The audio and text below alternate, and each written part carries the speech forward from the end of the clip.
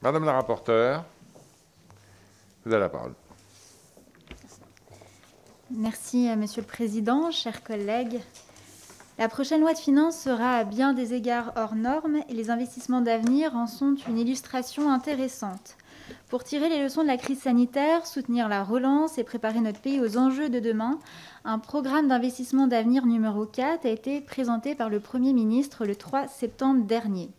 Comme il est d'usage, je vous propose de revenir d'abord rapidement sur les principales caractéristiques de la mission Investissement d'avenir, qui intègre donc ce nouveau programme d'investissement d'avenir, avant d'aborder 3 domaines technologiques clés qui me semblent stratégiques pour la France à long terme, puisque nous y avons à la fois des intérêts économiques et qu'ils sont cruciaux pour notre souveraineté. J'entends par là l'intelligence artificielle, la microélectronique et la blockchain.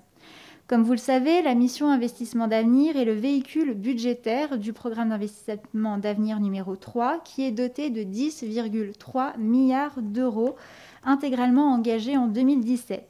Il se décline sous la forme de 3 programmes séquencés de l'amont vers l'aval du processus d'innovation. Le programme 421, nommé Soutien des progrès de l'enseignement supérieur et de la recherche, doté de 380 millions d'euros en crédit de paiement pour 2021. Le programme 422, nommé Valorisation de la recherche, qui fait le pont justement entre recherche et industrialisation, qui est lui doté de 660 millions d'euros de crédit de paiement pour 2021, contre 620 millions d'euros l'année dernière. Et enfin, le programme 423, nommé Accélération de la modernisation des entreprises, doté de 874 millions d'euros en crédit de paiement, contre un peu plus d'1 milliard d'euros l'année précédente.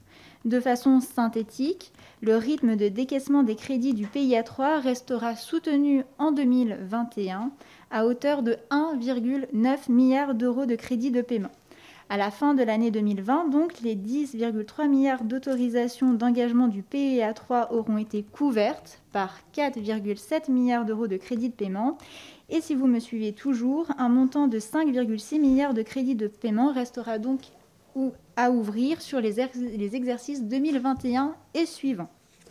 Comme je vous le disais en introduction, récemment le PIA 4 a été présenté et sera donc pleinement intégré au sein de la mission Investissement d'avenir sous la forme de 2 nouveaux programmes budgétaires dotés de 20 milliards d'euros sur 5 ans, dont 11 milliards d'euros seront rattachés au plan de relance. Le PIA 4 doit permettre de mettre justement en œuvre la volonté de renforcer notre souveraineté technologique.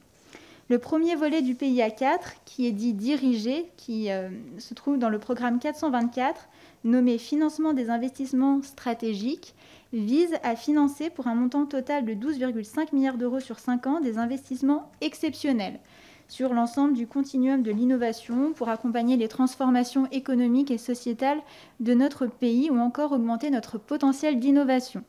Pour 2021, l'intégralité des autorisations de ce premier programme sont engagées et 1,5 milliard d'euros sont prévus en crédit de paiement. Sur le second volet du PIA 4, dit structurel et correspondant au programme 425, il a pour objectif de garantir un financement pérenne et visible et prévisible aux écosystèmes d'enseignement supérieur, de recherche et d'innovation mis en place lors des précédents programmes d'investissement d'avenir. Ce volet est doté de 7,5 milliards d'euros sur 5 ans et comprend notamment des aides de réforme des aides à l'innovation de BPI France. Pour 2021, 4 milliards d'euros d'autorisations sont engagés et 562 millions d'euros sont prévus en crédit de paiement dans le cadre de ce second programme. Au total, avec l'intégration donc du PIA 4, la mission Investissement d'avenir voit donc ses crédits quasiment doubler par rapport à l'année dernière, avec 3,9 milliards d'euros de crédits de paiement pour l'année 2021. Je pense donc que nous pouvons nous réjouir de tels investissements au service de notre avenir. Comme je vous le disais en introduction, le rapport s'est par ailleurs concentré sur les technologies de pointe. La seconde partie donc, de l'avis budgétaire porte sur 3 secteurs stratégiques. Je vous propose donc de revenir succinctement sur les enjeux et défis de l'intelligence artificielle, de la microélectronique et de la blockchain. Tout d'abord, concernant l'intelligence artificielle. Très concrètement, l'intelligence artificielle est une technologie transversale ayant vocation à se déployer dans tous les secteurs de notre économie, comme la mobilité, la santé ou encore l'agriculture. Elle offre des gains importants de productivité et de compétitivité aux entreprises qui sauront s'en saisir, en plus bien sûr de révolutionner l'ensemble des services.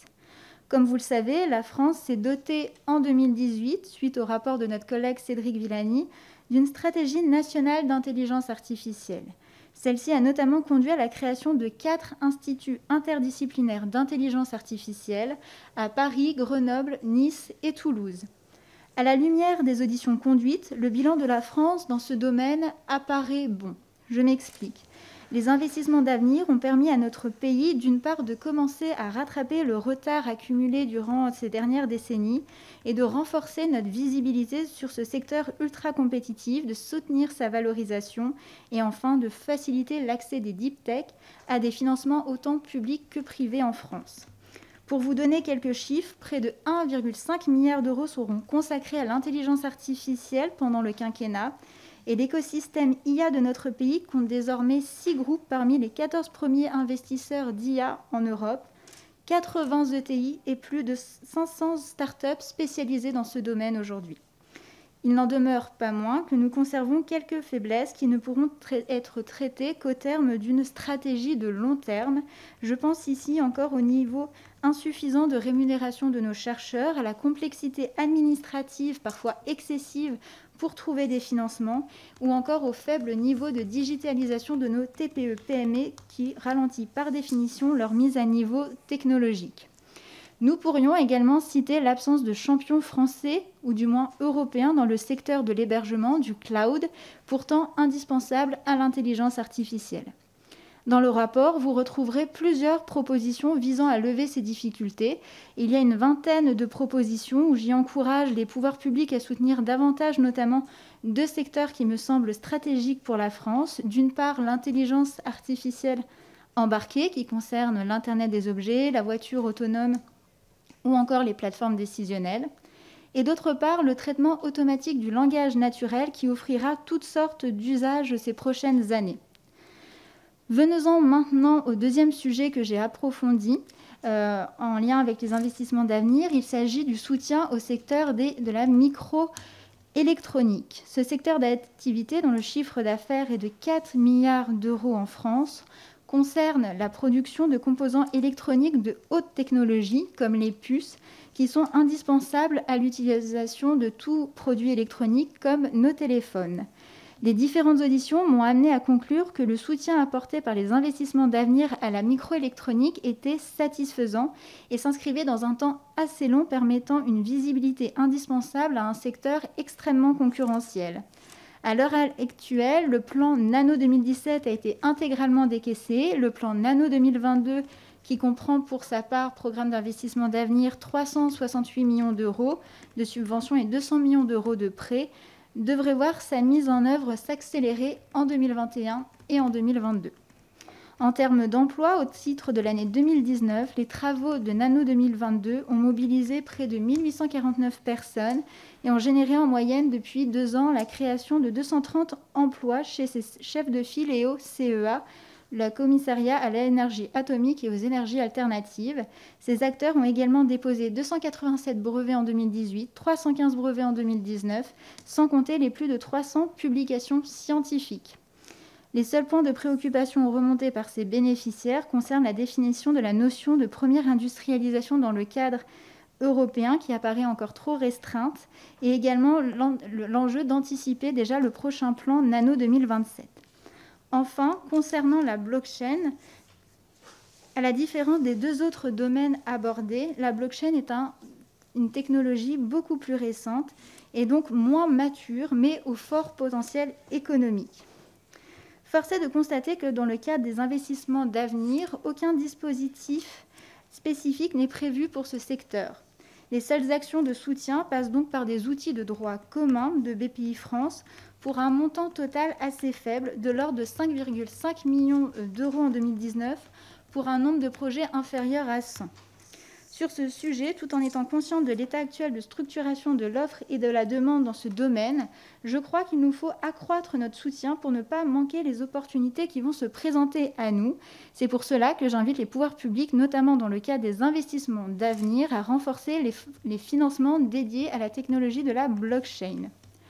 Encore davantage en amont de la recherche, durant les auditions, les acteurs ont régulièrement évoqué les enjeux stratégiques de l'informatique quantique et de la filière optique photonique. Je vous invite à lire le rapport si vous souhaitez en connaître davantage.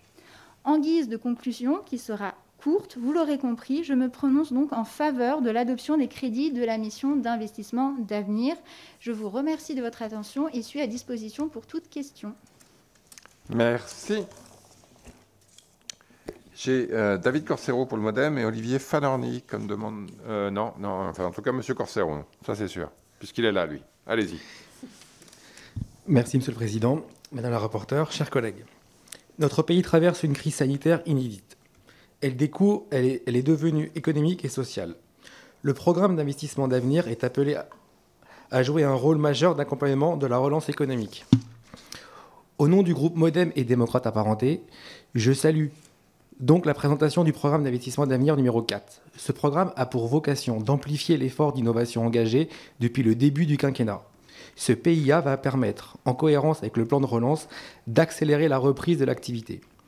Il va aussi nous permettre d'atteindre nos objectifs d'innovation technologique et numérique.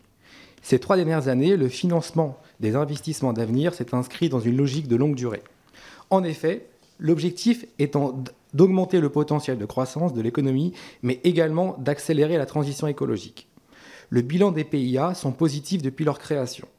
Les crédits alloués aux PIA 1 et 2 ont massivement bénéficié à l'enseignement supérieur et à l'innovation, tandis que le PIA 3 s'est consacré à la valorisation de la recherche. Aujourd'hui, il est urgent d'investir massivement dans les secteurs d'avenir pour assurer l'organisation socio-économique du pays. Le PIA 4 représente le double des 2 derniers programmes, soit 20 milliards d'euros qui viendront stimuler l'investissement et l'innovation. C'est pourquoi nous soutenons le budget du PIA 4. Je souhaiterais toutefois m'attarder sur un point précis, celui du soutien à notre jeunesse, principale victime de la crise sanitaire. Dans le contexte économique actuel, beaucoup d'entreprises sont frileuses à l'idée d'embaucher de nouvelles personnes, et notamment des jeunes. On ne le répétera jamais assez, aucune génération ne doit être sacrifiée. Je comprends bien la nécessité d'investir massivement dans l'innovation, mais je considère que l'objectif du PIA 3 sur le volet jeunesse doit être maintenu sur le PIA 4. Le PIA 3 était en partie dédié au renforcement de l'accompagnement pédagogique afin de favoriser la réussite de l'insertion professionnelle des étudiants. Cet accompagnement est devenu encore plus nécessaire dans le contexte actuel. Si nous souhaitons que les jeunes puissent décrocher leurs premières expériences professionnelles, nous devons continuer à favoriser les filières technologiques et numériques d'avenir. Ainsi, Madame la rapporteure, comment mettre en priorité dans le PIA 4 les projets d'investissement qui favorisent la jeunesse ? Les entreprises technologiques innovantes sont les leviers pour valoriser notre jeunesse. Nous devons viser des projets qui abordent toutes les problématiques, de l'éducation et de la formation à la culture, de la culture au sport en passant par la santé et la citoyenneté. Et évidemment, avec pour priorité l'accès des jeunes à l'emploi. Je vous remercie. Merci. Je n'ai pas d'autres demandes de prise de parole. Vous voulez réagir, Madame la rapporteure ? Allez-y, rappuyez. Pardon. Oui, je vous remercie. Ah, j'ai une... Madame Mignon voulait intervenir peut-être ? Ah, bah allez-y, pardon. Oui, je voulais simplement féliciter notre collègue parce que je pense qu'elle a mis l'accent sur des points très importants, qui sont l'intelligence artificielle et la blockchain. Et je voudrais rebondir sur la proposition qu'elle fait d'investir sur tout ce qui est le langage.